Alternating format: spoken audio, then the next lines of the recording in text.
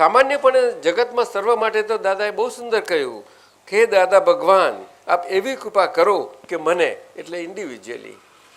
પછી મને એમ લાગ્યું કે આ મને એકલા તો છીએ નહીં આપણે, શું એટલે ઘરમાં તો છીએ જ, પણ બધા કેટલો બધો વિશાળ પાછો સમુદાય ખરો કે નહીં અમને. અને પછી દાદાભાઈને શીખવાડ્યું કે મને નમનામાંથી તમને જરાક હળવાશ થવાય, ધીમે ધીમે હળવાશ થાય એના માટે આપણે શબ્દોનો ઉપયોગ કરજો. બહુ સુંદર એમને સૂચન કર્યું હતું. જ્યાં હોય તો બધી વાતોમાં આપણે વાપરજો, જોજો, એટલે કોઈ જુદો જ નહીં પડે. પછી આપણે તમે જોજો તમે, પણ એ ધીમે ધીમે જો પ્રેક્ટિસ પાડતા પાડતા કરશો ને તો સમજાશે. સમજાયું ને? ઘરમાં આપણે કહેવું હોય કે તેન તમે તું આ જ થયા કરશે, જોજો. પણ આ